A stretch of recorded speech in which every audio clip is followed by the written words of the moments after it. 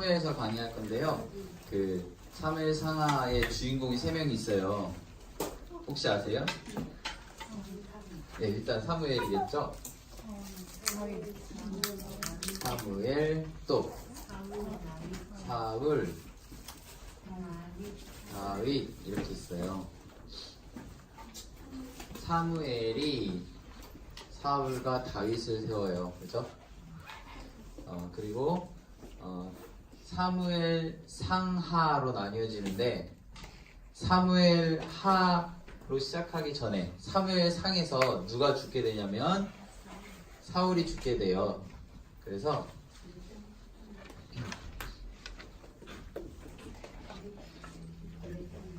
사무엘상 31장을 보면 사울이 죽는 이야기가 이렇게 나오고, 다윗의 이야기부터가 사무엘 하의 시작이 되어지는 거예요. 그러면 다윗은 사무엘 상에도 이야기가 나오거든요. 그렇다면 이 사무엘상 31장까지는 누가 왕이냐면 사울이 왕이에요.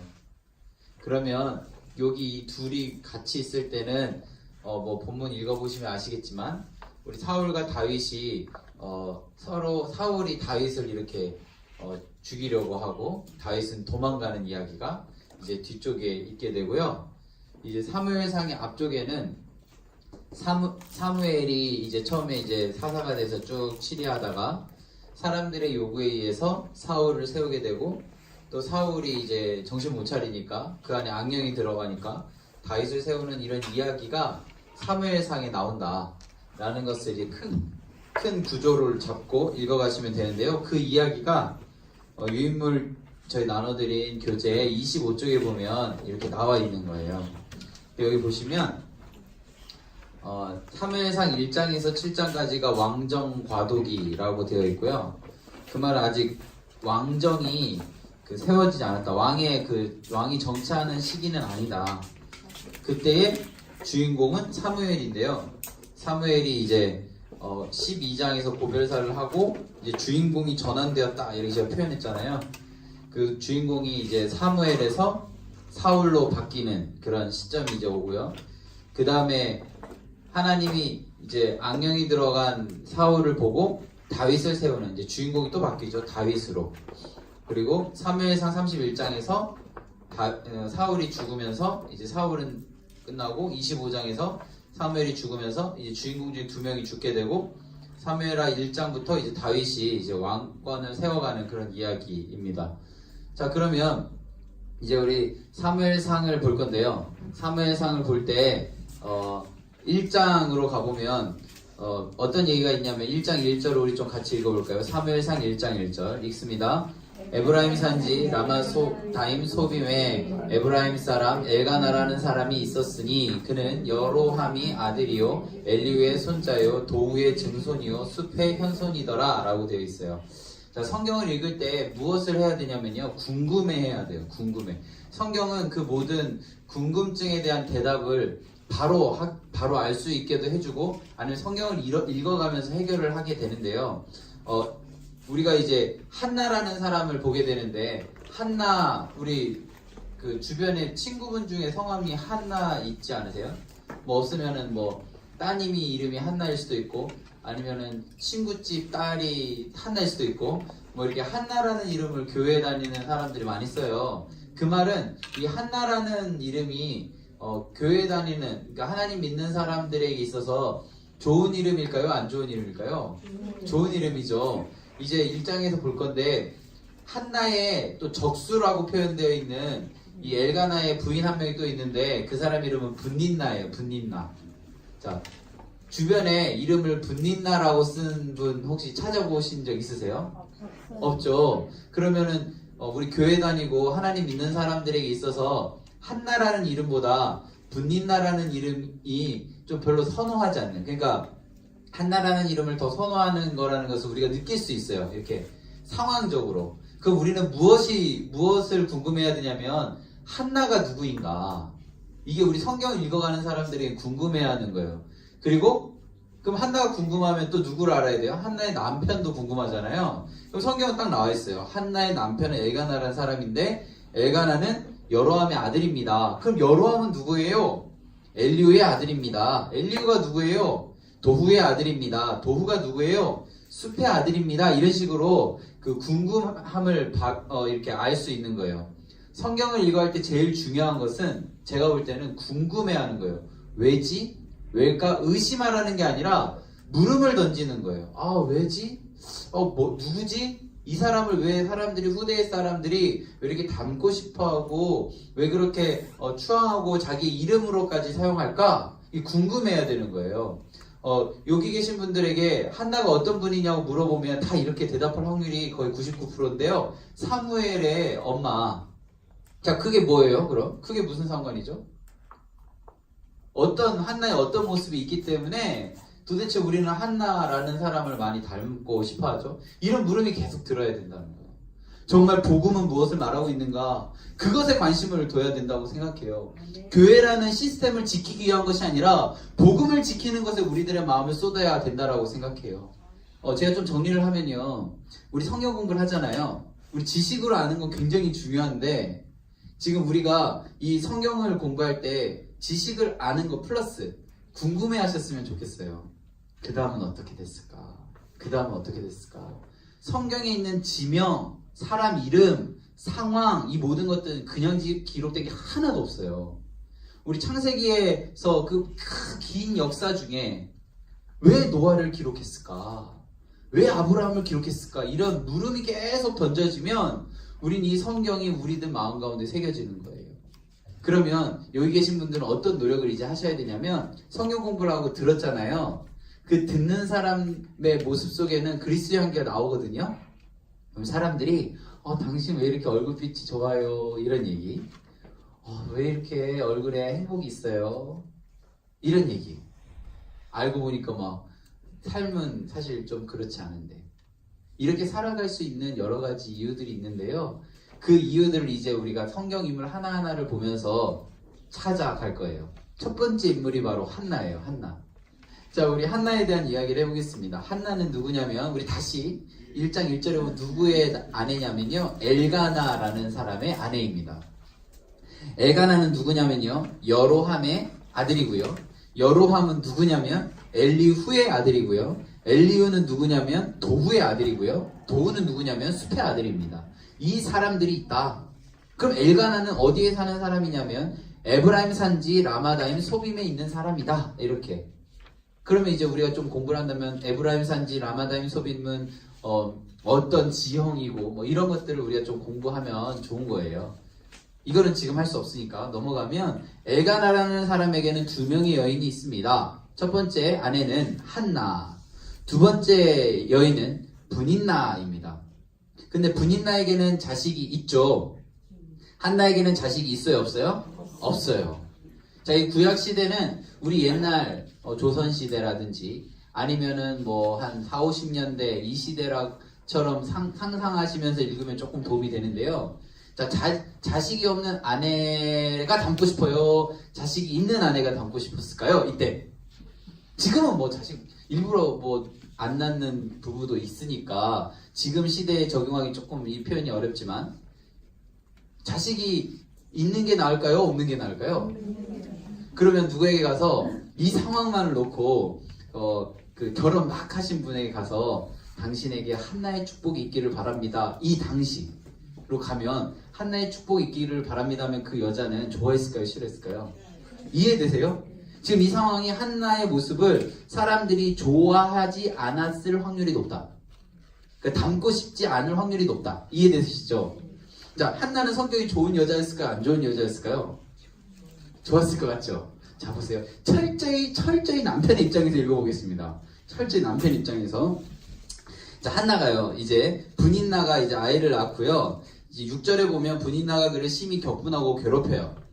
그러니까 엘가나 가서 이렇게 위로를 하죠. 그대에게 10아들보다 낫다. 그대가 나에게 10아들보다 낫다. 이렇게 위로해요. 그런데요, 7절에 보면 매년 한나가 여호와의 집에 올라갈 때마다 남편이 그같이 하매 브닌나가 그를 격분시킴으로 어떻게 했어요? 그가 울고 먹지 않아요. 그리고 막 달랬는데 계속 먹지 않아요.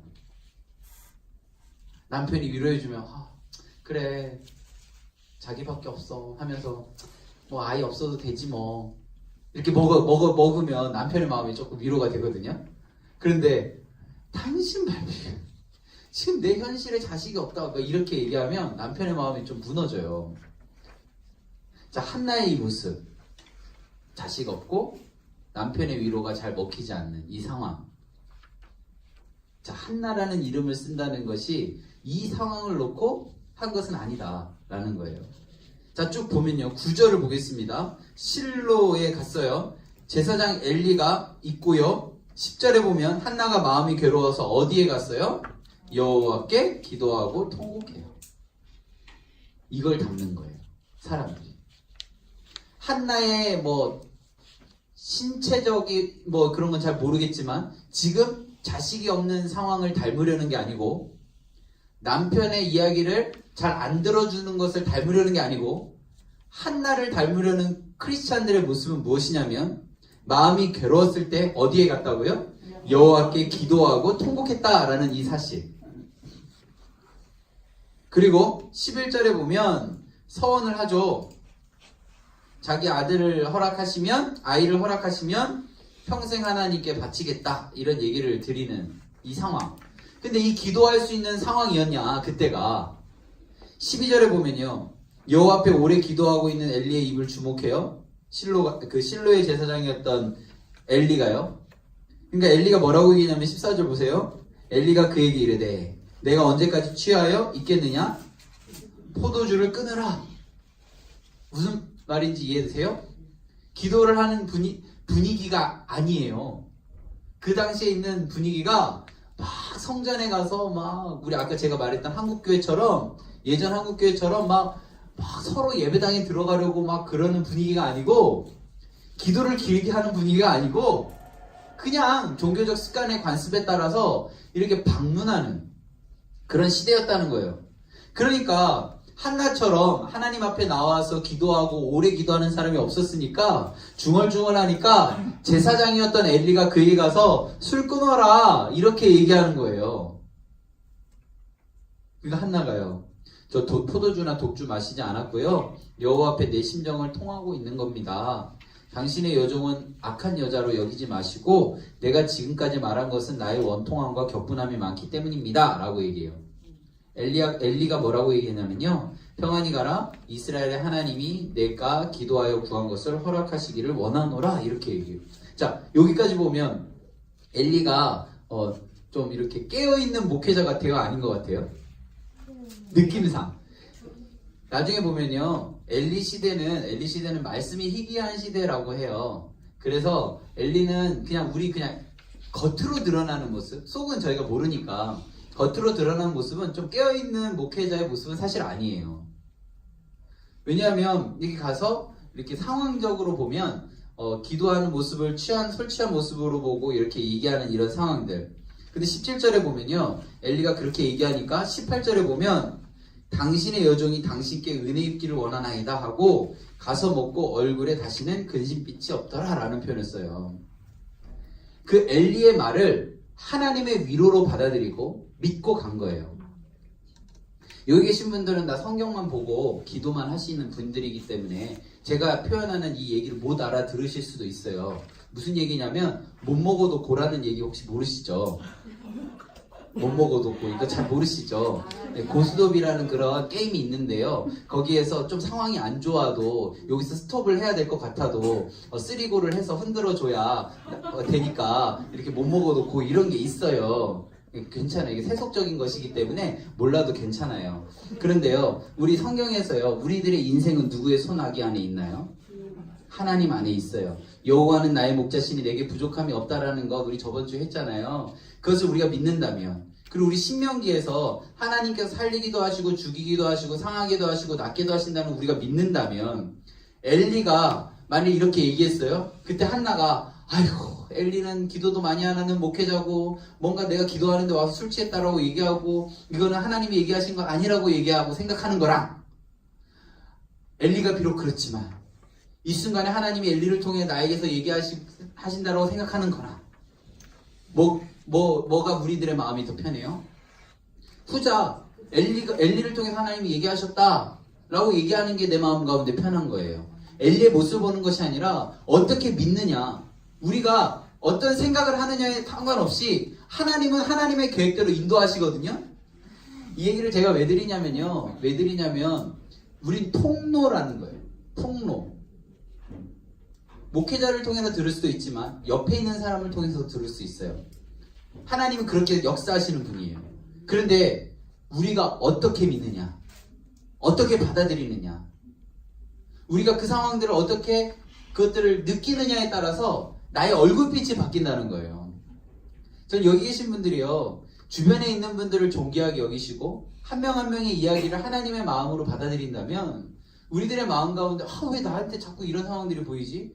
왜 나한테 저 사람은 자꾸 잔소리를 하지? 이런 게 아니라 하나님이 이분들을 통해서 나에게 하시고자 하시는 이야기가 있겠구나.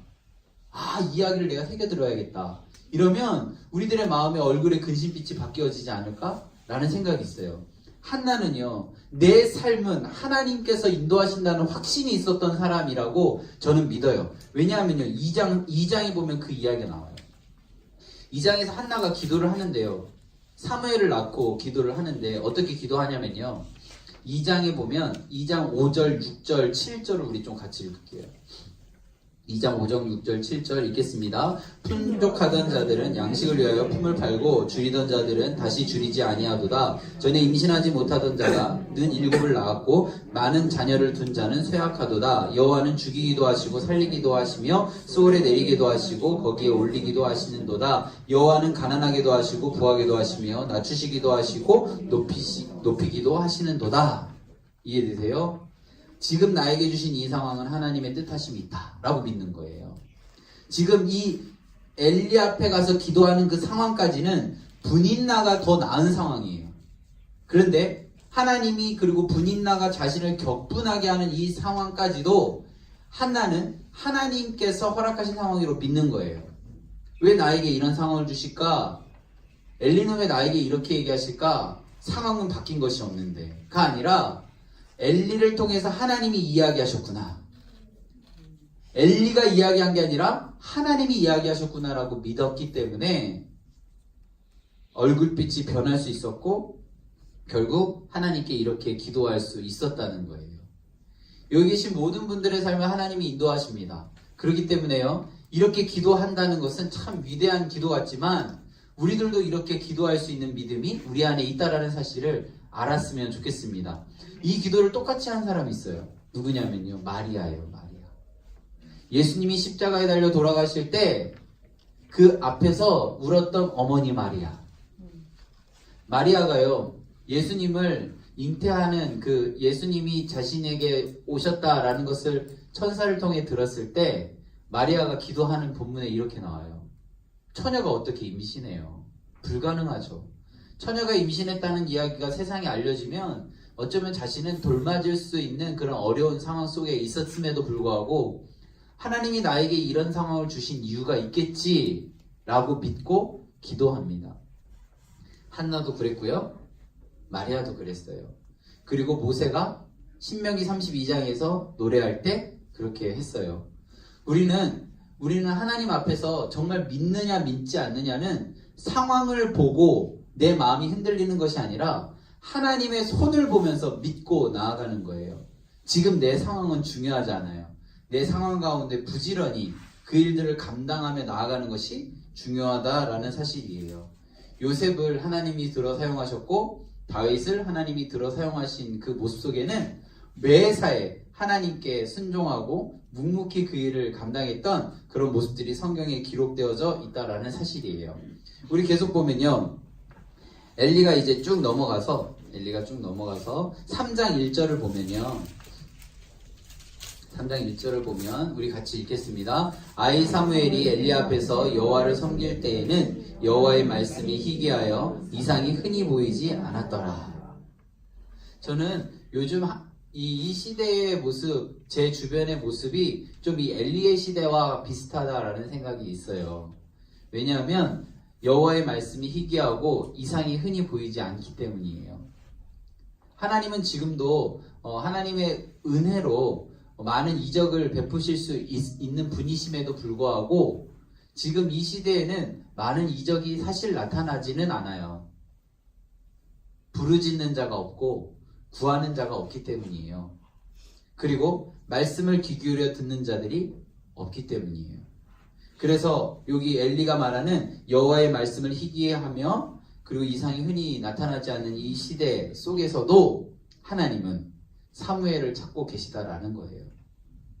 사무엘을 부르시고요. 하나님께서 사무엘을 20절에서 단에서 브엘세바까지 온 이스라엘이 사무엘을 여호와의 선지자로 세우심을 입은 줄 알게 되는 이런 이야기들로 이어집니다.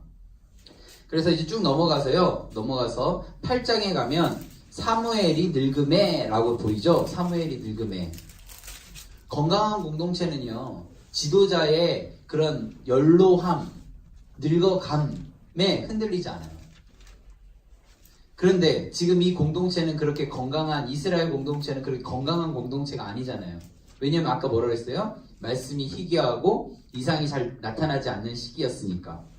그래서 그들의 눈에는 무엇이 보이냐면요, 블레셋이 보여요. 자, 그리고 두 번째로 뭐가 보이냐면 사무엘의 아들들이 보여요. 사무엘의 아들들, 지금 이 개역개정 성경에는 그렇게 표현되어 있지 않은데 개역 한글 성경, 이 바로 직전의 성경에는 이 아들들을 불량자라고 해요. 그러니까 사무엘을 이어서 그 지도자가 될 아들의 면면을 봤더니 좀 뭔가 하자가 있는 거예요. 그리고 또 주위를 봤더니 블레셋이라는 나라가 잘 되는 이유가 왕이 있기 때문이다 라는 사실을 알게 되었어요. 사람들이 왕을 세워달라, 5절에 보면 모든 나라와 같이 우리에게 왕을 세워 우리를 다스리게 하소서 라는 표현을 써요.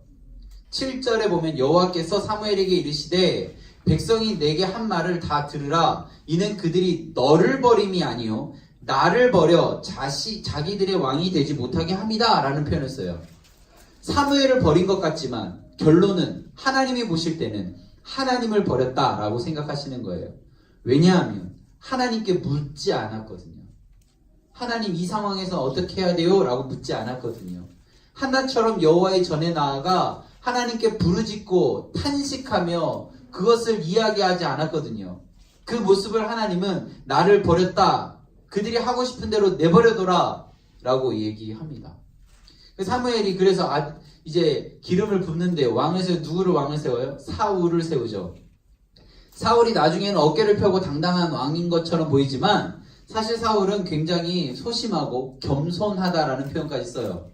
왜냐하면 사울의 가정이 왕이 되는 가정입니다라고 제비 뽑혔을 때 사울은 어디 있냐면 행장 뒤에 숨어 있어요. 철저하게 자신은 안 된다라고 이야기하던 이 사울이 나중에 자기 이름의 기념비를 세우는 그런 사람으로 바뀌어요. 자기에게 그것이 없을 때는 우리는 비판할 수 있어요. 근데 자기에게 그것이 오면요, 자기가 비판했던 그 모습을 우리는 할 수도 있다라는 사실이에요. 그래서 우리 크리스찬들은요, 비난하고 비판하는 것을 되도록이면 안 하는 게 좋아요. 비난하고 비판하는 그 주제들을 자세히 보면 나에게 지금 없는 것을 가지고 비난하고 비판해요. 저는 이 자리에 계신 분들이요, 정말 교회를 사랑하고 우리 수서교회뿐만 아니라 한국교회를 사랑하고 이 나라를 사랑한다면 비판하고 비난하는 것보다 어떻게 하면 함께 갈 수 있을까를 좀 고민하면 좋겠다라는 생각이 있어요. 이 상황 속에서 사무엘의 아들들이 분명 하자가 있었을 거예요. 근데 그들이 틀렸다, 그들을 비판하는 것이 아니라 그들의 부족함을 어떻게 채울까를 고민하는 게 건강한 공동체라고 저는 생각해요. 그래서 어쨌든 사무엘이 이제 기름을 붓고 이제 왕을 세우고 이런 상황들이 쭉 진행되는데요. 사울이 결국 그의 삶 가운데 어떻게 되냐면 마음 가운데 어려움이 있었어요. 그래서 하나님께서 그의 마음 가운데 16장으로 넘어갈게요. 16장 14절에 보면 여호와의 영이 사울에게서 떠나고 여호와께서 부리시는 악령이 그를 번뇌하게 한지라. 사울의 신하들이 그에게 이르되 보소서 하나님께서 부리시는 악령이 왕을 번뇌하게 하온즉 이라는 표현을 써요. 지금 사울이 앞에 있는 많은 이야기 우리 읽지 않고 넘어갔는데요. 사울이 점점 하나님보다는 자신의 이름을 높이는 데에 더 마음을 더 쏟아요. 그 상황 속에서 그의 마음을 유일하게 평안하게 해줄 수 있었던 사람이 바로 다윗이에요. 16장 23절을 보면 하나님께서 부리시는 악령이 사울에게서 이를 때에 다윗이 수금을 들고 와서 손으로 탄즉 사울이 상쾌하여 낫고 악령이 그에게서 떠나더라 라는 표현을 써요. 혹시 누군가의 찬양을 들었을 때 마음 편안해지신 적 있으세요? 찬양 듣고 마음이 좀 이렇게 위로받고 그렇게 하신 적 있으시죠? 그렇게 사울도 다윗의 수금, 이렇게 기타 같은 건데요. 그 수금 치면서 하는 얘기를 듣고 잠시 악령이 그에게서 떠나는, 평안하다는 것은 악령이 이 사단의 이 생각이 떠나는 것을 의미해요. 그렇게 이제 사울에게 있어 다윗은 참 고마운 사람이에요. 그죠? 굉장히 고마운 사람인데 17장에 가면 골리앗이라고 우리 다 아시죠? 블레셋 사람 골리앗, 엄청 키 크고 힘센 골리앗이 와서 이스라엘을 힘들게 했어요. 그때 다윗이 형들에게 도시락 갖다 주러 가잖아요. 이 이야기 모르시는 분 있을 수도 있는데요. 이때 딱 갔는데 다윗이 앞에 골리앗이 막 이제 이스라엘을 막 모독하고 하나님 모독하니까 뭐라고 얘기하냐면 17장 45절이에요. 우리 17장 45절 같이 읽겠습니다. 시작. 다윗이 블레셋 사람에게 이르되 너는 칼과 창과 단창으로 내게 나오거니와 나는 만군의 여호와의 이름 곧 내가 모욕하는 이스라엘 군대의 하나님의 이름으로 내게 나아가노라. 우리도 이렇게 할 수 있죠. 그런데요, 이렇게 하면요 골리앗이요 이 뭐야 푹 해서 바로 다윗을 어떻게 하지 않을까요? 저는 이 본문을 볼 때마다 어떤 생각을 하냐면, 하나님은 제가 하나님 100억 주세요 하면 주실 수 있는 분이죠. 아니에요? 주실 수 있잖아요. 제목이 비슷하네요. 그리고 그렇죠, 있어요. 하나님 그럴 수 있는 분이에요. 근데 제가 뭐라고 얘기했어요? 하나님이 주신다 안 주신다? 안 주셔요. 하나님 제가 준비가 안 됐으니까 안 주시잖아요. 제 말이 어려운가요? 하나님 100억 주세요 하면 하나님이 100억 주실 수 있는데 안 주시고, 안 주시는 이유는 제가 준비가 되어 있지 않았기 때문이라고 말씀을 드렸어요. 자, 우리 17장 45절과 같이 우리는 할 수 있어요. 그죠? 그리고 우리가 이렇게 선포하면 하나님은 우리에게 혹시 어벤져스 아세요? 어벤져스? 캡틴 아메리카 혹시 아세요? 슈퍼맨은 아시죠?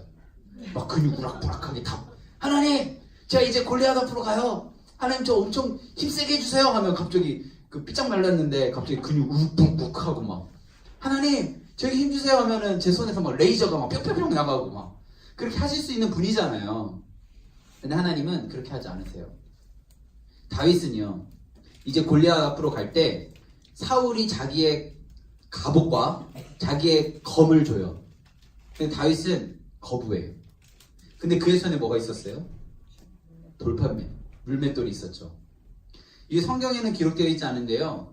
우리도 뭐 삼국유사나 삼국사기처럼 많은 역사서들이 있잖아요. 여기 우리 성경에 기록되어 있지 않은 많은 역사서들이 있거든요. 그 역사서에 다윗이 돌팔매질의 능력이 나와 있어요.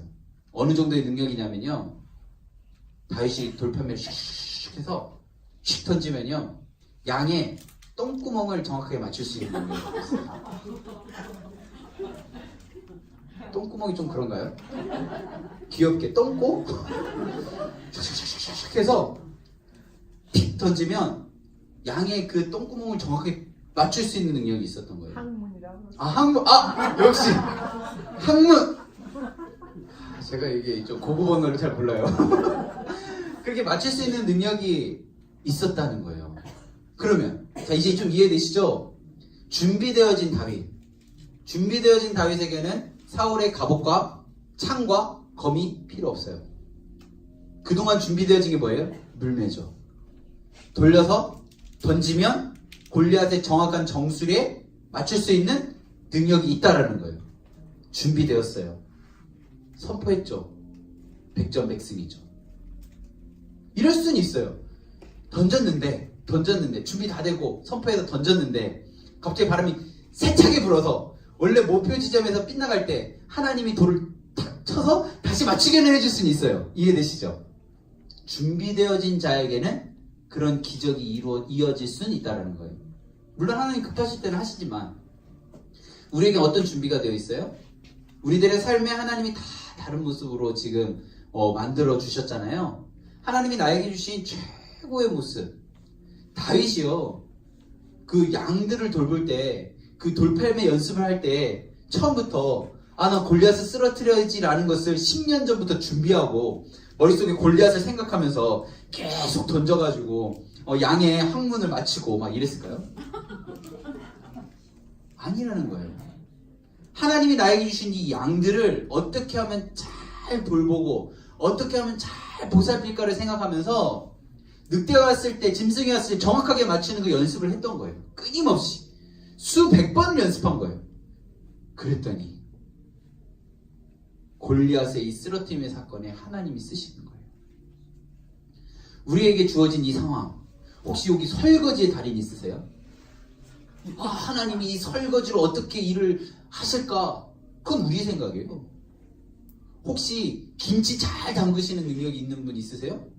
하나님이 무슨 김치로 무슨 일을 하실까? 그건 우리의 생각이에요. 다윗이 이 돌팔매로 하나님 무슨 일을 하실까? 이러지 않았어요. 그런 생각조차도 안 했어요. 그냥 내 인생은 하나님이 이끄시는 인생이기에 지금 나에게 주어진 이 상황을 나는 묵묵히 최선을 다하겠다. 나는 이스라엘 장수가 돼야지가 아니라 지금 이 순간에 최선을 다하겠다. 그래서 다윗은 어떻게 했어요? 준비되었더니 하나님이 사용하시고 그래서 승리를 했더니 그 다음에 18장으로 가보세요. 18장 7절 여인들이 어떻게 이야기를 해줘요? 사울이 죽인 자는 천천히요 다윗은 만만히로다. 이게 뭐 이렇게 노래한 사람이 여인이 내가 이렇게 노래해서 다윗을 어떻게 해보려고 이렇게 했겠어요? 우리 사울 만만세 하려고 이렇게 풍자적으로 했겠어요? 아니요. 그냥 그 마음을 그냥 내뱉은 거잖아요. 그런데요, 그 후로 9절 사울이 다윗을 주목하더라. 사단을 이렇게 사용하는 거예요. 사람들에게 있어서는 이 사울과 같은 마음이 사실 정상이에요. 자신이 갖고 있는 것들을 유지하고 싶은 마음이 있지, 자신이 갖고 있는 것을 누군가 침범해 오는 것을 사실은 싫어해요. 그런데 이 사울의 정상적인 이 모습을 하나님은 뭐라고 얘기하냐면 비정상이라고 얘기해요. 그 생각을 뭐라고 얘기하냐면 악령에 사로잡혔다라고 이야기해요. 이렇게 이야기할 수 있는 건 무엇이냐면 사울이 지금 있는 이 자리를 자기의 자리라고 생각한 거예요. 하나님이 세워주신 자리라고 생각 안 한 거예요.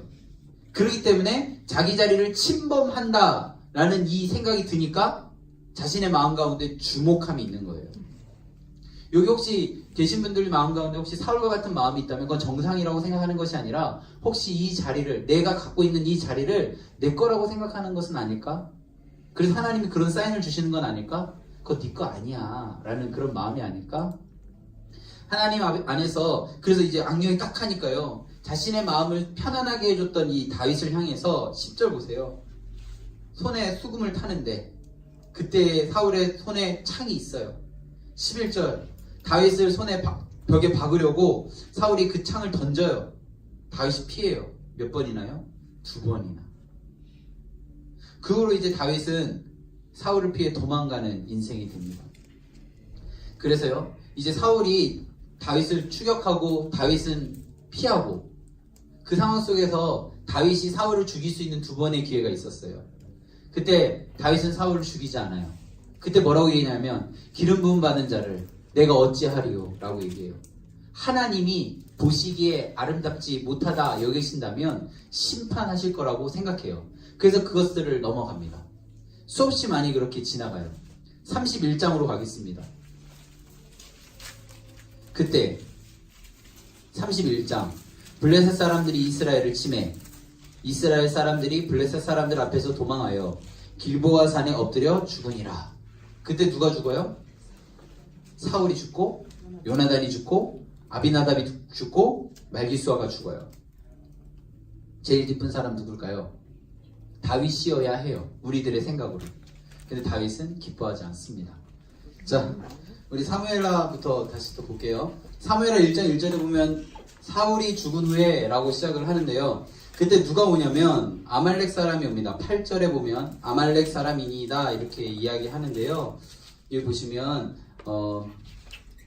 1절부터 제가 8절까지 내용을 쭉 이렇게 볼게요. 하다가 이제 전쟁 중에 도망했는데 6절에 보면 그에게 알리는 청년이 이르되 내가 우연히 길보아 산에 올라가 보니 사울이 자기 창에 기대고 병거와 기병이 그를 급히 따르는데 사울이 뒤로 돌아 나를 보고 부르시기로 내가 대답하되 내가 여기 있나이다 한즉 내가 이르되 너는 누구냐 나는 아말렉 사람입니다 라고 얘기하죠. 9절에 보면 또 내가 이르시되 내 목숨이 내가 아직 내게 완전히 있으므로 내가 고통 중에 있나니 청하건대 너는 내 곁에 서서 나를 죽이라 하시기로 그가 엎드러진 후에는 살 수 없는 줄 내가 알고 그 곁에 서서 죽이고 그의 머리에 있는 왕관과 팔에 있는 고리를 벗겨서 내 주께로 가져왔나이다 하니라 라고 되어 있어요. 자, 이 글에 따르면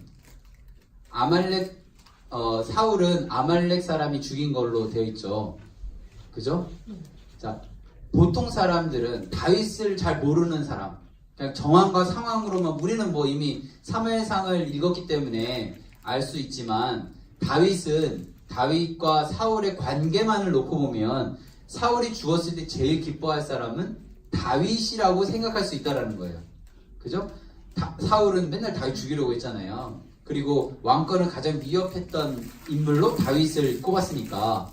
그래서 아말렉 사람의 이 마음 가운데 어떤 마음이 있을까요? 내가 이렇게 가면 칭찬받을 거다. 이해되시죠? 다윗은 어떻게 해요? 그죠? 죽여요 결국. 15절에 보면 다윗의 청년 중 한 사람을 불러 이르되 가까이 가서 그를 죽이라. 그가 치매 곧 죽으니라. 살려고 갔는데 죽어요. 근데요 사무엘상 31장으로 갈게요. 4절입니다. 4절. 31장 4절. 맨 뒤에 보면요. 중간부터 보면 할례받지 않은 자들이 와서 나를 찌르고 모욕할까 두려워하노라 하나 무기를 든 자가 심히 두려워하여 감히 행하지 아니하는지라. 그러니까 칼을 든 자가 너 나 찔러줘라 이렇게 얘기하잖아요. 근데 두려워서 그렇게 안 해요. 그러니까 이에 사울이 자기의 칼을 뽑아서 그 위에 엎드러지매 라고 되어 있어요. 사울은 자결을 한 거예요. 그런데 지금 아말렉 사람은 자기가 죽였다라고 얘기하는 거잖아요. 그러니까 뭔가 상황적으로 머리가 빨리 돌아가는 사람은 자기가 하지 않아도 그걸 자기가 한 것처럼 해서 그것에 대한 이득을 누리려고 하는 것. 이게 우리 지금 현 시대의 모습이잖아요. 세상의 모습이에요. 그런데 그렇게 살려고 갔는데 결국 죽죠. 그 상황 속에서 우리가 기억해야 되는 것은 정직해야 된다는 거예요. 교회를 다니고 하나님을 믿는 사람은 정직해야 돼요. 내가 한 건 한 거다. 내가 안 한 건 안 한 거다. 예측해서 이렇게 말하면 나에게 이런 불이익이 있을 거라서 말을 못하는 것이 아니라 그리고 내가 안 했는데 내가 이렇게 말하면 나에게 이득이 있을 것 같아서 이야기하는 것이 아니라 그냥 내가 한 것은 한 거고 안 한 것은 안 한 거고. 그래서 다윗은요 노래를 해요. 1장 18절부터 활로레 야살의 책에 기록되어 있는 이걸로 이제 두 용사를 얘기하고요. 26절에 보면 형 요나단에 대한 이야기를 하는데요. 내가 심히 아름다움이라 그대가 나를 사랑함이 기이하여 여인의 사랑보다 더하다 라고 얘기하면서 둘의 관계가 굉장히 끈끈하다라는 사실을 이야기해 주는데요. 이걸 가지고 동성애라고 이야기하는데요. 그렇지 않아요. 구글만 쳐도 나와요. 다윗과 사울의 나이 차이가 굉장히 많이 나요. 그러니까 삼촌뻘이에요. 삼촌뻘. 요나단이 삼촌뻘이에요. 나이가 더 많아요. 그러니까 나중에 요나단이 어떻게 얘기하냐면 이 앞에 보면 사무엘상에 보면 많은 이렇게 내가 너를 진짜 책임져 주겠다 뭐 이런 얘기도 많이 하고요. 막 약속도 하고 그래요. 그래서 이 구절 한 구절만을 가지고 막 이렇게 성경에서도 동성애가 있었다. 다윗도 동성애자다. 이렇게 얘기하는 것은 좀 틀린 이야기예요. 그래서 1장 26절을 이렇게 오해할 수 있기 때문에 좀 설명을 드렸고요. 다윗과 요나단의 관계는 굉장히 가깝고 그리고 챙겨주는 나중에 뭐 그의 아들 중에 다리 저는 자도 이렇게 돌봐주잖아요. 그래서 이제 다윗이 왕이 됩니다. 승승장구를 하죠. 다윗은요 5장으로 가겠습니다. 3화 5장 4절 다윗의 나이 몇 살 때? 30살 때. 그죠? 30세에 왕이 올라 40년을 통치합니다. 예수님이 공생의 시작과 너무나도 같죠? 그래서 이제 하고요. 6절에 보면 예루살렘에 올라가고 7절에서 시온산성 다윗성이라고 하는 이런 장면이 있습니다. 자, 이제 우리 6장으로 가서 좀 보겠는데요. 6장에 가면 1절 다윗이 이스라엘에서 뽑은 무리 3만 명을 다시 모으고 바알레 유다에 가서 하나님의 궤를 메어 오게 됩니다. 그때 누가 가냐면 3절에 보면 아비나답의 아들 우사와 아효가 그 새 수레를 몰게 됩니다. 그런데 6절에서 그들이 나곤의 타작마당에 이르러서는 소들이 띠므로 우사가 손을 들어 하나님의 궤를 붙들게 되어 하나님의 궤 곁에서 죽게 됩니다. 그래서 베레스 우사 8절에 보면 그런 얘기가 있어요. 여기서 의문을 던질 게 있는데요. 율법에서 궤는 수레에 옮기는 게 아니에요. 큰 막대기에 그걸 채라고 그러는데 채를 고리에 껴서 이렇게 들게 되어 있어요. 제사장이 들게 되어 있어요. 근데 이들은 어떻게 하고 있다고요? 수레에 궤를 놓고 갑니다. 도대체 이건 어떻게 왜 이랬을까? 궁금해야 되죠. 궁금하시지 않으세요? 궁금하죠? 그럼 알려드릴게요, 제가. 궁금 안 하신 것 같다. 깜짝 놀랐어요. 우리 사무엘상 7장으로 가겠습니다. 더 정확하면 6장으로 갈게요. 6장. 이 앞에서 언약궤가 가면 승리한다라는 생각이 있어서 블레셋과의 전쟁 때 언약궤를 가져갔다가 뺏긴 일이 있어요. 그래서 블레셋의 6장 1절에 보면 7달을 있게 되는데 그때 그 궤가 그들의 신전에 있었어요. 신전에 있으니까 그들의 신이 다음날 일어나면 목 잘린 채로 막 굴러다니고 이러니까 이 사람들이 너무 무서웠던 거예요. 그래서 다시 돌려보내자라고 해서 그들 딴엔 정성스럽게 한 방법이 뭐냐면 아직 7절에 보면 그러므로 새 수레 하나를 만들고 땅에 메어 보지 아니한 젖나는 소 2마리를 끌어서 그것에 궤를 얹고 금으로 만든 물건으로 뭐 하고 9절에 보면 베스메스로 보내자 이렇게 해서 보내거든요. 그래서 7절에 보면 아비나답 7장 1절에 보면 엘리아살의 집에 기란 여아림에 20년 동안 있었던 상황인 거예요. 그게 이제 사무엘하 6장으로 넘어가서 다윗이 이제 언약궤를 옮기는 상황이 된 거예요. 자, 우사와 아효는 열심히 하나님 일을 하려고 했던 사람이에요. 어떻게 보면 어쩌나요? 궤를 옮겼는데. 근데 그들은 그냥 그냥 얘기하면 성경을 읽은 사람일까요? 안 읽은 사람일까요? 무슨 말인지 아시겠죠? 율법을 읽었다면 이들은 궤를 옮길 때 메고 옮겼을 거예요. 그런데 이들은 무엇을 본 거예요? 상황만 본 거예요. 상황만. 그러니까 전에 옛날에 뭐 20년 전에 수레에 왔어. 아무 일 없었어. 우리도 그렇게 하면 돼. 그래서 여기 보시면요. 새 수레라는 표현을 써요. 그들 딴에는 열심히 준비를 한 거예요. 근데 하나님의 뜻은 그게 아니었죠.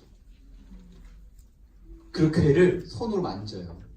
만약에 성경을 잘 읽었다면 궤를 만지지 않아요. 만지는 순간 어떻게 돼요? 몸이 터져요. 터져. 베레스가 터짐이에요. 존재 자체가 없어지는 거예요. 온몸이 그냥 똥 터진 거예요. 풍선이 터지듯이. 베레스 우사 사건.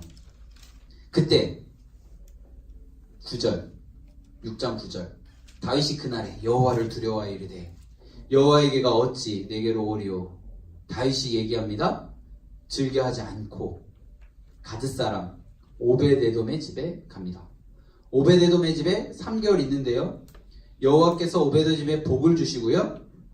이제 오베데돔의 집에 있음으로 인하여 오베데돔이 많은 복을 얻었다라고 성경은 기록하고 있어요. 자, 그 다음 보세요. 이제 12절에서 다윗성으로 올라가는데요. 13절 잘 보세요. 여호와의 궤를 어떻게 한 사람? 맨 사람. 다윗은 3개월 동안 무엇을 했을까요? 어떻게 하면 하나님의 뜻에 맞는 궤를 옮기는 방법이었을까를 연구했었던 거예요. 성경 공부한 거예요. 그래서 궤는 메고 가는 것이구나. 그리고 혹시 그 과정에서 잘못한 게 있을 수 있기 때문에 궤는 성물이기 때문에 그것을 함부로 하면 안 되잖아요. 6걸음 가고 제사 지내고 6걸음 가고 제사 지내고 이 모습이 빨리 되는 것 같으세요? 굉장히 천천히 가는 거예요. 더디게. 너무나도 더디게. 궤 메고 막 이게 간 게 아니라 6발짝 걷고 내리고 예배드리고 6발짝 가고 예배드리고 이 오베데돔의 집에서 다윗의 성까지 어느 정도 거리였는지는 사실 저는 모르는데요. 뭐 100m만 해도요. 예배를 몇 번 드렸겠어요. 사람들이 볼 때 비웃을 수밖에 없는 상황이에요. 미갈이 비웃잖아요. 그죠? 미갈이 비웃고 그 다음에 하나님이 이제 그 죽는 날까지 자식이 없게 하시는 데요. 자, 이야기를 다 들었어요. 우리 뭐가 궁금해야 돼요, 이제? 뭐 궁금한 거 없으세요? 엄청 좀 궁금해요. 이거 딱 보는 순간 굉장히 궁금했어요. 오베데돔이 도대체 그 후로는 어떻게 살았을까? 궁금하지 않으세요? 전 이런 게 되게 궁금해요. 죄송해요. 근데 복 받았으면 땡. 어떤 복을 받았을까? 이런 게 궁금해야 된다는 거예요. 지금 계속 제가 이렇게 말씀을 드리는 게. 자, 우리 대상으로 가겠습니다. 역대상 26장 4절. 오베데돔의 아들 보이세요?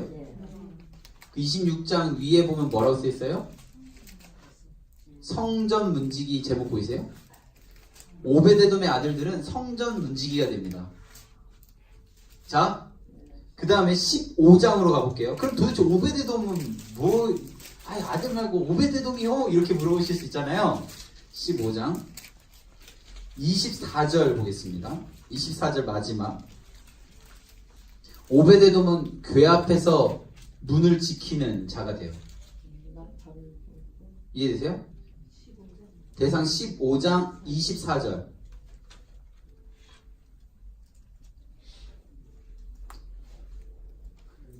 이해되시죠? 오베데돔 그 후로 성전 문지기가 되는 거예요. 그리고 그 자녀 손들도 성전 문지기가 되는 거예요. 그게 뭐? 도대체 그게 무슨 복이에요? 그죠? 우리 시편 84편으로 가겠습니다. 시편 84편 10절. 시편 84편 10절. 4편 10절. 864면에 있습니다. 시편 84편 10절. 찾으셨어요? 자, 읽겠습니다. 주의 궁정에서의 한날이 다른 곳에서의 첫날보다 나은즉 악인의 장막에 사는 것보다 내 하나님의 성전 문지기로 있는 것이 좋사오니. 다윗이 누구를 보면서 이렇게 얘기했을까요? 전 오베데돔이라고 생각해요. 성경을 알아가니까 너무 재밌지 않으세요? 정말 주의 궁정에서의 한날이 다른 곳에서의 첫날보다 나은즉 악인의 장막에 사는 것보다 내 하나님 성전 문지기로 있는 것이 좋습니다. 세상 천지 만물 속에 세상에 천년 사는 것보다 주님 앞에 하루 사는 것이 낫고 제가 누군가를 어떤 모습으로 살아간다면 차라리 오베데돔 같이 살겠습니다. 라고 얘기하는 거예요. 너무 멋있지 않아요? 그 오베데돔이요. 다시 우리 사무엘하로 돌아오면요. 이스라엘 사람일까요? 아닐까요? 6장 10절 한번 보시겠어요? 6장 10절. 어디 사람이라고 되어 있어요? 가드 사람. 블레셋 사람이라는 거예요. 이방 사람. 근데 역대상에서는요. 나중에 우리 다음 주에 배울 건데 이 가드 사람 오베데돔을요. 레이인으로 바꿔줘요. 레이 지파 사람으로. 역대기는 좀 그렇게 쓰여지는 책들이거든요. 그때 가서 좀 설명을 드릴게요. 그러니까 신분을 바꿔줘요. 아예. 신분을 바꿔줘요. 가드 이방인에서 레이 지파 제사장 같이 바꿔줘요.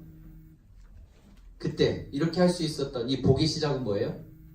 남들이 다 안 하려고 할 때 제가 하겠습니다. 남들이 다 안 하려고 할 때. 너무 멋있지 않아요? 자원하는 은혜를 하나님께서 자원하는 모습을 하나님 너무 기뻐하신다는 거예요. 우리 어렴풋한 기억을 다시 떠올려 보면 우리 자원에서 복 받은 사람들이 있어요. 누구냐면 레이 사람들이에요. 금송아지 사건에서 누가 저들을 가서 진멸할래라고 얘기할 때 레이 사람들이 자원해요. 그 3,000명 가량을 죽였다라고 성경은 기록하고요. 레이 사람들이 신명기 33장에서 많은 축복을 부어 준다라는 사실을 우리 성경은 기록하고 있어요. 뭐 하고 싶은 사람 하면은 자원하셨으면 좋겠습니다. 혹시 7장으로 가면 이제 하나님 안에서 정직하게 이렇게 예배를 잘 드리고 했더니 하나님께서 언약을 하시는데 7장 9절입니다. 7장 9절 이걸 다윗 언약이라고 하는데요. 우리 같이 읽을게요. 내가 가는 모든 곳에서 내가 너와 함께 있어 내 모든 원수를 내 앞에서 멸하였은즉 땅에서 위대한 자들의 이름같이 내 이름을 위대하게 만들어 주리라. 여기에서 이제 우리 배웠죠? 어떤 단어가 보이세요? 맞아요. 내가 너와 함께 있어. 모든 언약에 빠지지 않는 단어 임마누엘. 하나님께서 우리 모두에게 어쩌면 좀 조금씩 다른 약속을 주실 수는 있지만 변하지 않는 동일한 약속 한 가지는 내가 너와 함께 있어. 이게 최고의 복이라는 거예요. 하나님이 우리와 함께 하신다는 것. 우리 7장 11절에서 13절 말씀 읽어보도록 하겠습니다. 전에 내가 사사에게 명령하여 내 백성 이스라엘을 다스리던 때와 같이 아니하게 하고 너를 모든 원수에게서 벗어나 편히 쉬게 하리라. 여호와가 또 내게 이르노니 여호와가 너를 위하여 집을 짓고 내 수완이 차서 내 조상들과 함께 있을 때에 내가 내 몸에서 날 내 씨를 내 뒤에 세워 그의 나라를 견고하게 하리라. 그는 내 이름을 위하여 집을 건축할 것이요 나는 그의 나라 왕위를 영원히 견고하게 하리라 라고 되어 있어요. 쭉 넘어가서요 8장에 보면 8장 6절에 보면 다윗이 어디로 가든지 여호와께서 어떻게 해요? 이기게 하셨다라고 성경은 기록하고 있습니다. 그래서 다윗은 모든 전쟁에서 승리했다라고 성경은 기록하고 있어요. 그래서 9장 10장 넘어가면요 우리 잘 아는 11장 이야기가 나와요. 다윗과 밧세바 이야기. 저는 다윗과 밧세바 이야기는 얘기 안 하고 넘어갈게요. 12장으로 가겠습니다. 자, 12장에 보면 다윗이 이렇게 밧세바의 상황을 놓고 나단이 책망을 하는데요. 그 나단이 책망을 할 때 다윗의 행동을 이제 쭉 보면요. 다윗은 그것을 묵묵히 아멘으로 받아들여요. 이때 압살롬이 나중에 백주대낮에 많은 적들과 막 이렇게 동침하는 이런 모습들까지 다 이미 예언이 되어 있는 거거든요. 이때 다 그런 다윗이 앞으로 당할 그런 고난들을 다 예언해요. 그때 그냥 묵묵히 다 받아들여요. 그리고 이제 우리아의 아내 밧세바를 통해서 아이를 낳게 되는데요. 그 낳은 아이를 여호와께서 치심에 15절입니다. 심히 앓게 됩니다. 그리고 16절에 다윗이 그 아이를 위하여 하나님께 간구하는데요. 다윗이 금식하고 안에 들어가 밤새도록 땅에 엎드려서 엉엉 울면서 이제 하죠. 그러니까 이제 먹지도 않고 이러니까요. 18절 이래 만에 그 아이가 죽게 됩니다. 근데 다윗의 신하들은 아이가 죽었다는 사실을 왕에게 아뢰기를 두려워해요. 먼저 말하면 그 말함으로 인해서 자신이 해를 당할까 봐서. 다윗이 분위기를 보니까 뭔가 이상해요. 수군거리는 게. 그래서 아이가 죽은 걸 알고 19절에 보면 신하에게 묻되 아이가 죽었느냐 대답하되 죽었나이다. 20절 다윗이 땅에서 일어나 몸을 씻고 기름을 바르고 의복을 갈아입고 여호와의 전에 들어가 경배하고 왕궁으로 돌아와 명령하여 음식을 그 앞에 차리게 하고 먹게 됩니다. 무엇이 느껴지세요? 다윗은 자신이 할 수 있는 최선의 기도는 다 했어요. 그죠? 그런데 결과가 이제 왔잖아요. 그러면 믿고 하나님이 인도하셨다고 아멘으로 받아들이는 거예요. 그것을 놓고 하나님 어떻게 이렇게 제가 이렇게 기도했는데 제 아이를 이렇게 데려가셨어요가 아니라 아이가 아프고 알았을 때는 그것을 위해 정말 최선을 다해서 기도하지만 그렇게 되지 않았을 때는 하나님 받아들입니다. 참 위대한 기도, 위대한 신앙의 모습인 것 같아요. 이렇게 어떻게 모든 일에 하나님 앞에 순종할 수 있었을까? 다윗 참 진짜 너무 대단한 사람인 것 같아요. 그래서 24절에 보면 밧세바 위로하고 또 그 다음에 동침하고 아이를 낳는데 솔로몬이라고 하고 그의 이름을 여디디아라고 합니다. 여호와께서 사랑하셨기 때문이다. 하나님께서 사랑하셨기 때문에 회복하셨다라고 이야기를 합니다. 이제 쭉 넘어가세요. 우리 사무엘하 24장으로 가겠습니다. 그 후로 다윗은 이제 나단 이런 이야기 있은 다음에 다시는 그런 실수를 안 할 것 같지만요. 그 많은 위기들이 있어요. 뭐 반역도 있고 아들도 반역하고 막 이러는데 그것도 다 굴곡도 다 잘 넘겨요. 잘 넘기는데요. 이제 두 번째 어쩌면 밧세바의 사건보다 더 큰 잘못을 저질러요. 그게 바로 사무엘하 24장에 나오는 인구조사 이야기입니다. 우리 24장 1절 보겠습니다. 24장 1절 같이 읽겠습니다. 여호와께서 다시 이스라엘을 향하여 진노하사 그들을 치시려고 다윗을 격동시키사 가서 이스라엘과 유다의 인구를 조사하라 하신지라. 큰 의미로 하나님께서 왜 화를 내셨냐면 다윗이 자신의 위세가 어느 정도 되는지를 확인하려는 거예요. 그런데 1절에 보면 뭐라고 되어 있어요? 여호와께서 이스라엘을 향하여 진노하사 그들을 치시려고 다윗을 격동시키사라고 되어 있잖아요. 와, 하나님께서 이스라엘을 하려고 다윗을 격동시키셨구나 라고 생각되어지는데요. 자, 우리 대상 21장으로 가서 다시 한번 읽어볼게요. 똑같은 이야기가 역대상 21장에 나와요. 역대상 21장 641면에 있습니다. 641면 21장 1절. 자, 같이 읽어볼까요? 사탄이 일어나 이스라엘을 대적하고 다윗을 충동하여 이스라엘을 개수하게 하니라. 자, 역대상에서는 누가 다윗을 충동했다고 되어 있어요? 사탄.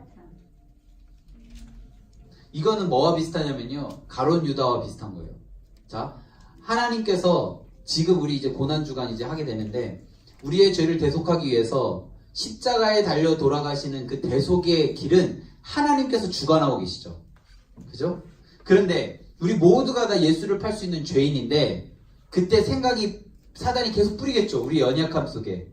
그 생각을 내 생각으로 받아들이는 건 가론 유다였다라는 거예요. 우리 누가복음으로 가볼게요. 누가복음 21장으로 가보면 지금 제가 이야기한 게 나오는데요. 예수님이 십자가의 대속의 길을 걷고 계시는데 22장이에요. 죄송합니다. 22장 3절. 22장 3절.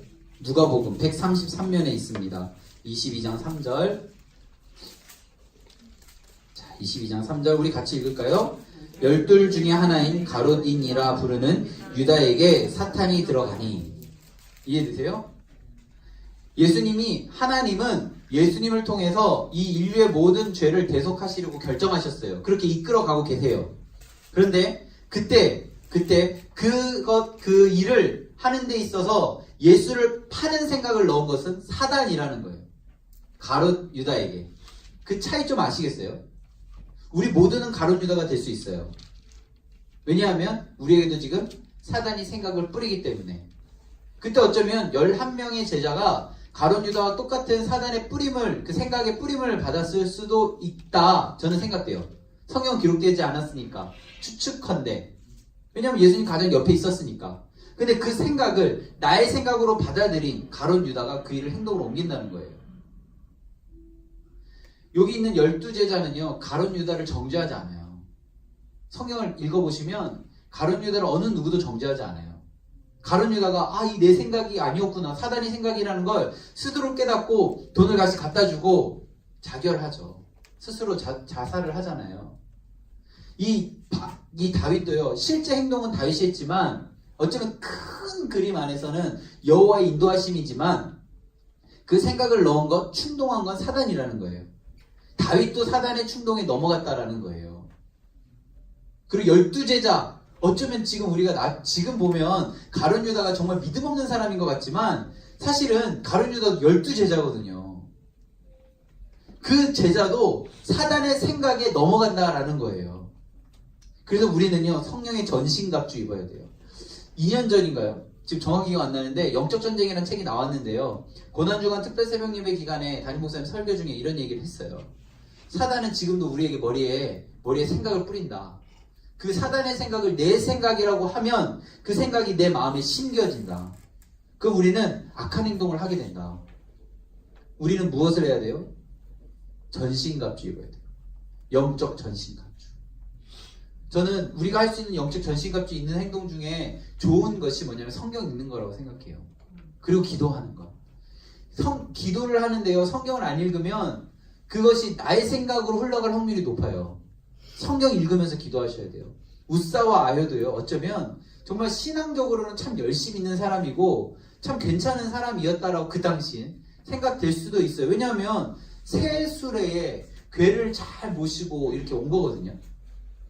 근데 성경을 안 읽어서 베레스 우사 사건이 된 거죠.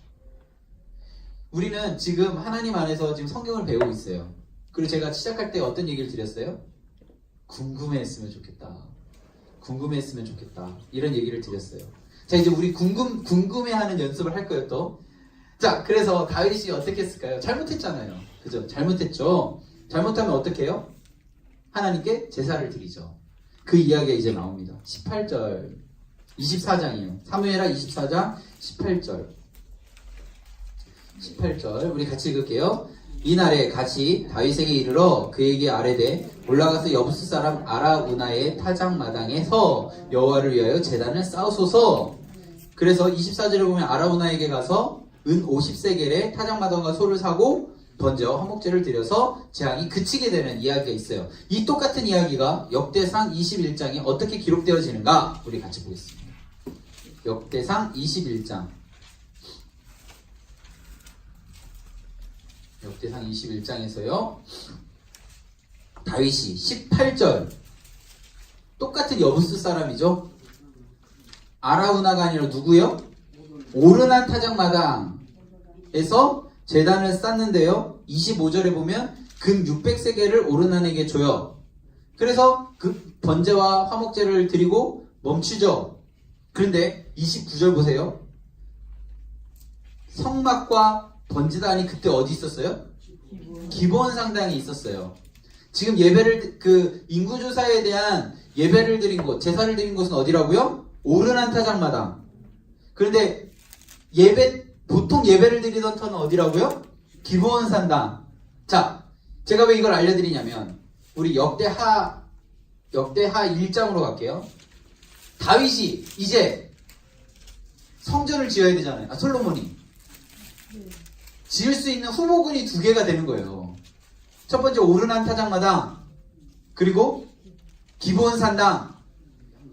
자, 역대하 솔로몬은 1000번제를 어디서 드렸는가? 3절. 어디서 드렸어요? 기브온 산당에서 드렸어요. 이해되시죠? 자, 그러면 우리 지금 머릿속에는 지금 성전터, 솔로몬이 성전을 지을 확률이 높아져 가는 곳은 기브온 산당이에요. 그죠? 그리고 오르난 타작마당은 다윗이 죄가 좀 드러나고 아버지의 그런 좀 드러나면 안 좀 그런 이야기가 사람들 후대에 알려지는 거예요. 그러면 보통의 사람이라면 기브온 산당을 선택할 확률이 높아요. 그죠? 그런데 3장으로 가겠습니다. 3장 1절에 보면 어디에 성전 터를 닦죠? 오르난 타작마당. 누가 정했다고요? 다윗이 정했대요. 이해되세요? 사실은 오르난 타작마당이 아니라 기브온 산당에서 계속 예배를 드렸고 그곳에 터를 닦고 성전을 지어도 되는데 아버지의 좀 드러나면 좀 그런 후대에 알려지지 않았으면 좋겠다라고 생각되는 오르난 타작마당. 그렇지만 다윗의 죄의 고백이 있는 이 자리에 성전을 짓습니다. 그런데 우리 또 궁금해야 돼요. 왜 궁금해야 되냐면 3장 1절에 어떤 산이 등장하나요? 또 모리아산. 모리아산은 아시죠? 어디예요? 그럼요. 창세기 22장 우리 가겠습니다. 창세기 22장 2절. 모리아 땅 보이시죠? 그 모리아산. 여호와 이레 모리아산. 그때 여호와 하나님이 아들을 바치는지 안 바치는지 계속 보고 계시다가 칼을 들고 내리치려는 아브라함에게 뭐라고 얘기하시냐면 22장 12절입니다. 우리 같이 읽어볼게요.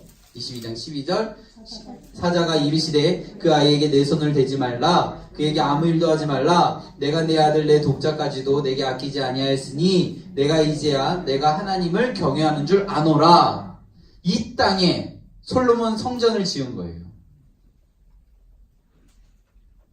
우리 수서교회가 하나님의 성전이라고 생각하신다면 우리 성전에 들어올 때마다 하나님께서 뭐라고 물어보시냐면 여호와 경외하고 있니? 라고 물어보시는 거예요.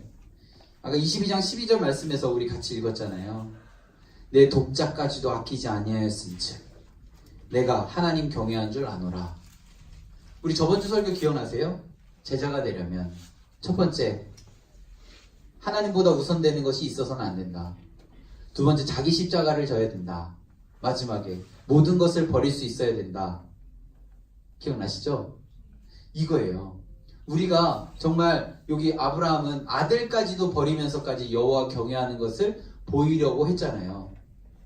하나님께서는 아들을 죽이게 하지는 않으셨어요.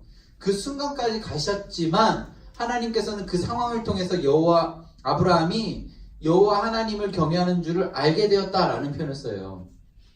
성전에서 하나님 계속 물으시는 거예요. 너 정말 나를 경외하고 있니? 나를 경외하고 있니? 그 물음에 대답하는 것. 지금 다윗은 하나님을 경외하는 마음으로 자신에게 죄를 고백하고 아라우나 타작마당, 오르난 타작마당에서 번제와 화목제를 드리잖아요.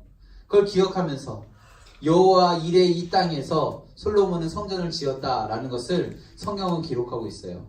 자, 궁금해하면 이런 유익이 있다라는 거예요. 내가 알기로는 나중에 역대상 사무엘하 이렇게 다 배우고 나면 내가 알기로는 사무엘하에서는 아라우나 타작마당이라고 그랬는데 왜 대상에서는 오르난 타작마당이지? 이렇게 궁금해야 되는 거예요. 근데 더 궁금해야 되는 것은 오르난 타작마당에서 솔로몬 성전이 지어졌다라는 사실이 기억이 나야 되고 솔로몬이 오르난 타작마당에서 지으려고 봤던 위에 모리아산이라고 되어 있는 게 보이고 모리아산이 뭐였지? 여호와 이레 아브라함이 이삭을 바쳤던 그곳이 이런 게 기억이 나면 성경을 이렇게 전체적으로 종합적으로 보는 거죠. 그러니까 성경에서 땅을 그냥 기록하지 않았다. 사람 이름 그냥 기록하지 않았다. 이런 것들을 우리가 알면 성경 공부가 너무 재밌죠. 그죠? 성경 공부 진짜 재밌는 거예요. 그래서 사무엘하 24장에 있는 이 이야기를 역대상 21장에는 왜 그렇게 좀 변경해서 기록되었는가? 그리고 또 사무엘 상하, 열왕기 상하에 있는 이야기가 역대기 상하에는 조금 변형되어지는 것처럼 보이는 이유가 무엇인지를 제가 다음 주에 설명을 드릴 거예요.